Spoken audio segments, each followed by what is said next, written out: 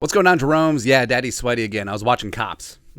So head coach Kevin O'Connell spoke to the local media jackals on Monday after the Vikings win over the Bears and getting ready for the New York Football Giants. And he touched on a lot of subjects, the health of center Garrett Bradbury, the contingency plan if he can't go, looking ahead to the Giants, as well as his experience in the Super Bowl run. So Kevin O'Connell, this is what I said. Andrew Kramer, first on safety, Josh Metellus being voted captain. Metellus was voted by teammates as the 9th captain after Brian O'Neill went down. Kevin O'Connell said he was at midfield for yesterday's coin toss. Metellus has been a mainstay on special teams with 2 block punts and has been playing more on defense. And yeah, Metellus, whenever he's gotten an opportunity on defense, has looked well for the most part. And I love stories like this. Bottom of the rooster guys. Metellus came in as a 6th-round pick, day 3 selection out of Michigan, and has worked his way up from special teamer to core special teamer, and is one of the best special teams guys in the National Football League. And he's a team first dude. Teammates all love him. And also, speaking of which, so Kevin O'Connell was relaying that he approached Brian O'Neill, who was a team captain. The Vikings had 8 this season. He mentioned that 22 players got votes to be a team captain. Metellus was very, very nearly a captain at the start of the season. And he asked Brian O'Neill, like, hey, I would like to add another captain with you on injured reserve. And O'Neill was all for it, team first guy, no ego. And the first name that he said was Josh Metellus. All right, so that's awesome, man, especially when Brian O'Neill has that much love and respect for a teammate who is on the other side of the ball, who he rarely interacts with in practice. Well, but it's good. It's some good stuff, man. Because, you notice Metellus with the C on his chest yesterday and just looked good. 3 passes broken up. Let's go, man. And then Thompson, Pioneer Press. Vikings coach Kevin O'Connell described yesterday as having starters on a pitch count. And you sort of saw that, basically pulled the majority of the starters at the half. Now, they did get into, we'll talk about when we talk about Bradbury. Thompson, Vikings coach Kevin O'Connell said there's no issue with Dalvin's health, and he was cleated yesterday, expected to be a full go in practice this week. So Dalvin exited, they put him in the tent, and then he came back oddly throughout the game, but it seemed like it was just a scratch, merely a flesh wound after he got cleated, so good to go. Also, I mentioned that Sean Sullivan had a knee contusion, but should be ready to rock and roll against the Giants. Extra. Kevin O'Connell on improving defensively against the Giants from Week 16. You like to limit some of their first and second down explosive plays. They put up a ton of yards. It was ridiculous.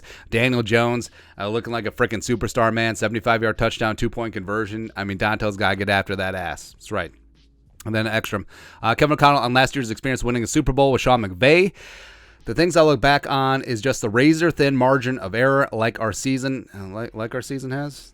He thinks the team's experience at tight games will serve them well in that capacity. And absolutely, point differential goes out the window. It doesn't matter how many points you beat a bad team by or how many teams you beat a good team by. What matters is the point differential at the end of the game in that individual game. And I think the Vikings, they know, it's like, hey, if it's a tight game, we will find a way. We will make a play. If we're down, we'll come back. If we have a lead, maybe we'll let the other team come back and we'll win by 3. I don't know.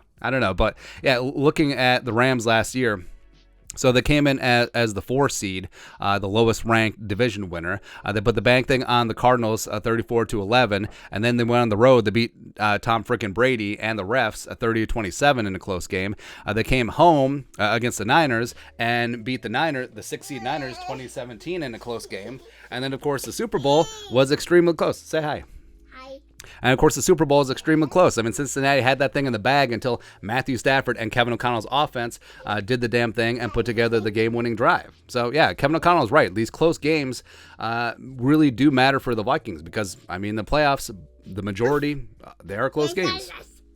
Guessling, Star Tribune. Kevin O'Connell said that Vikings will open up Blake Brandel's window to practice this week. They're hopeful Garrett Bradbury can play, but O'Connell continues to say his first step will be seeing how he handles practice. Talk about practice.